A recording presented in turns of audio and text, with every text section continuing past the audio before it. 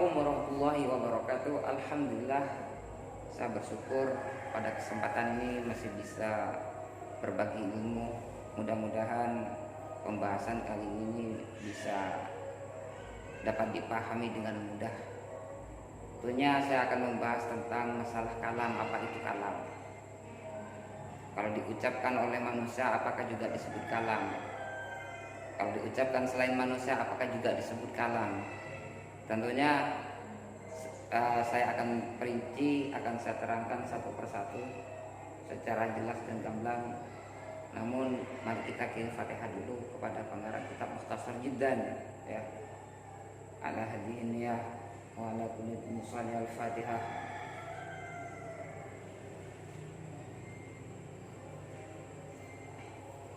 Ya, bismillahirrahmanirrahim. Pembahasan kali ini tentang masalah kalam.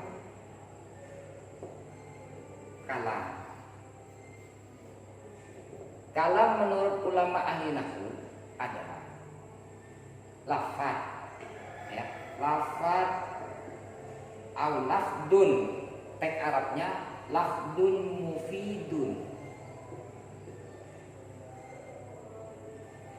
murakkabun bil wad'i,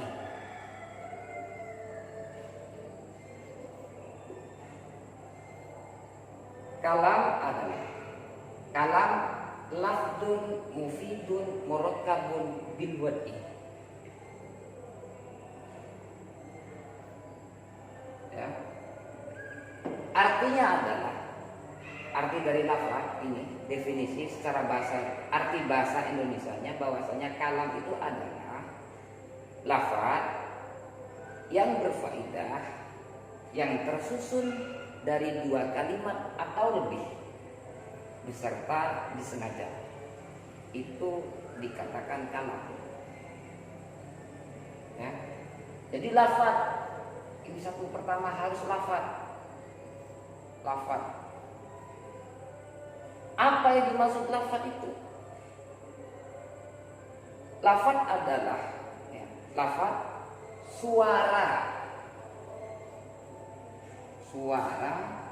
lafaz suara yang mengandung sebagian dari huruf hijaiyah yang 28. Jadi ada hamzah sampai ke ya.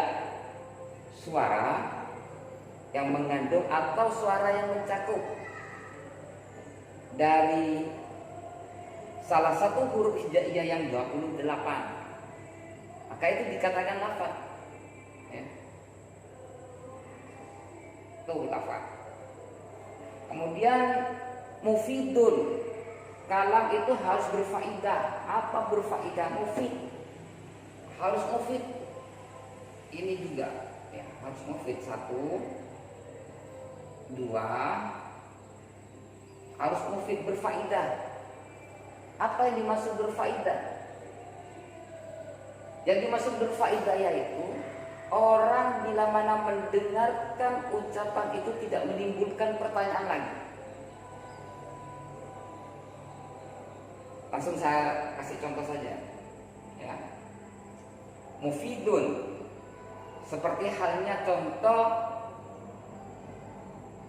Ja'a Zaidun. Ja'a Zaidun. Ja'a Zaidun artinya Ja'a datang, Zaidun siapa? Zaid. Zaid datang, artinya, ya, Zaid datang. Zaid datang. Nah, sekarang kita cek apakah Ja'a Zaidun ini dikatakan kalam. Cek 1, lafaz. Lafaz yang dimaksud lafaz apa? Lafaz itu suara yang mengandung atau mencakup sebagian salah satu dari huruf hijaiyah yang 28. Berarti ini Ja'a Zaidun ini sudah masuk kategori lafaz. Kenapa?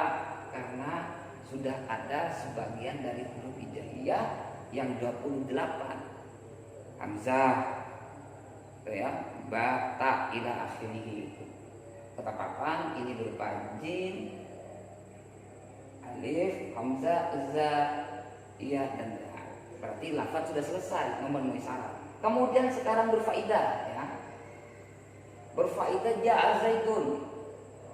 Saya jelaskan tadi yang dimaksud berfaedah itu orang yang mendengarkan itu sudah termasuk tamamul fahmi. Tidak menimbulkan pertanyaan lagi, bisa dipaham. Ja'a zaidun, Zaid datang, ya sudah. Tidak menimbulkan pertanyaan lagi, sudah.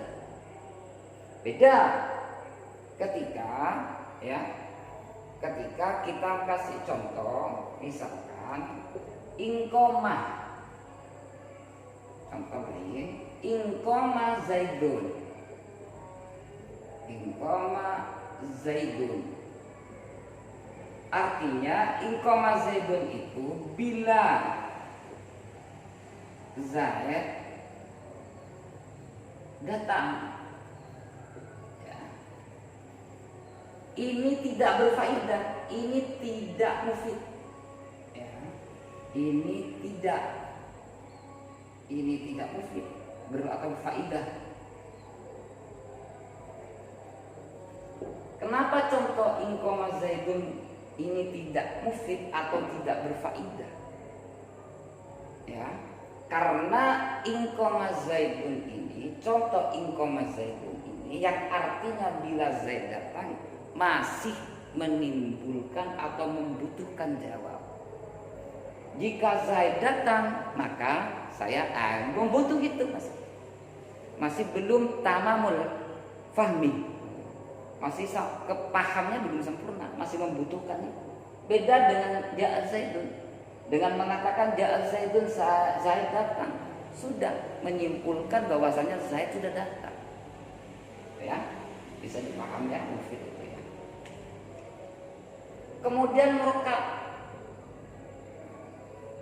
Murakab ini termasuk yang ketiga. Murakab itu, lafaz itu tersusun dari dua atau lebih. Minimal dua tersusun ya.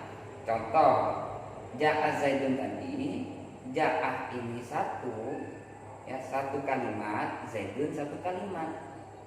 Berarti ada dua kalimat yang tersusun. Yang pertama kalimat ja'ah, yang kedua kalimat zaid ya. Maka dalam contoh ja'a zaidun ini sudah terkategori atau masuk atau disebut dengan murakab. Saya ulangi lagi, murakab itu adalah tersusun dua kalimat, tersusun dari dua kalimat atau lebih, minimal dua. Syarat yang nomor 4, itu adalah bil wad'i. Wad'i ini ada unsur kesengajaan atau dimaksud, mengucapkan itu dimaksud. Misalkan ini yang berkata ja'a zaidun ini adalah saudaranya Ahmad. Ahmad mengatakan, saya ulangi lagi, Ahmad mengatakan ja'a zaidun, Zaid datang. Ini Ahmad yang bicara. Dalam posisi sadar, dalam posisi dia tidak tidur. Memang sengaja ada wad'i, sengaja. Saya ulangi satu saja ya. Wad'i ada sengaja, gambarannya begitu ya. Kemudian murakab itu dua atau lebih ya. Dua atau lebih, tersusun dua atau lebih. Faidah itu ya, faidah itu dua atau lebih, murakab dua atau lebih. Faidah itu ya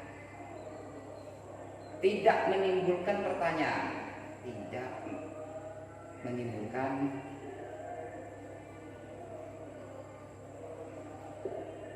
pertanyaan.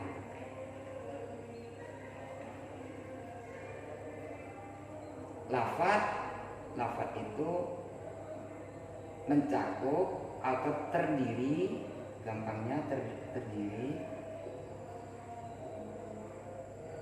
dari salah satu huruf hijaiyah, huruf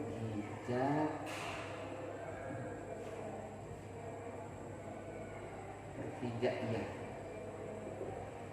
yang 28 ya, yang huruf hijaiyah yang 28 ya. Nah, saya ulangi lagi, saya simpulkan semuanya bahwasanya kalam ya, menurut ulama ahli nahwu, lafaz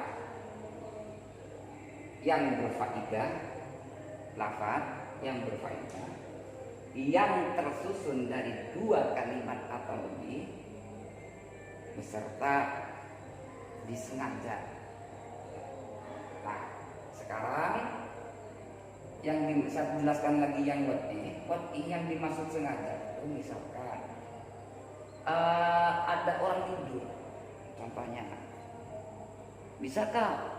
Bagaimanakah contoh yang tidak disengaja? Ada orang tidur, lalu orang tidur itu katakanlah Ahmad tidur. Waktu di pertengahan tidur atau waktu tidur itu dia menggigaunya dengan mengucapkan ja'a zaidun, kemudian tidur lagi dia. Apakah orang yang menggigau itu dikatakan kalam? Lafaz sudah selesai, lafaz. Dia sudah mengatakan ja'a zaidun. Mufid juga termasuk mufid. Murakkab jelas tersusun dari 2 atau lebih. Ketempatan ini 2. Nah, sekarang wadhu, apakah wadhu? Tidak dikatakan wadhu. Tidak ada unsur sengaja karena dia posisinya tidur. Tuh. Paham ya? Nah, saya contohkan lagi. Misal, sebagaimana kita ketahui ada hayawan yang bisa berbicara. Nah, ketepatan hayawan ini termasuk hayawan yang bagus lah. Bicaranya bahasa Arab, berarti ada di Arab sana. Mengatakan ja'a zaidun. Nah, perkataan burung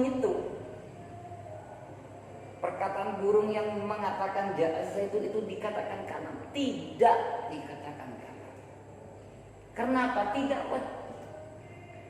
Tidak ada unsur sengaja. Gak punya pikiran seperti yang hanya manusia itu dulu. Ya.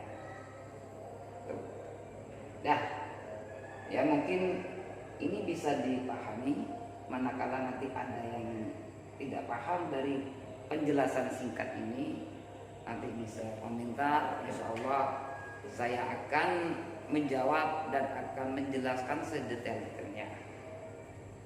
Sampai di sini dulu, mudah-mudahan barokah dan bermanfaat untuk saya pribadi dan untuk pemirsa semuanya. Ini wassalamualaikum warahmatullahi wabarakatuh.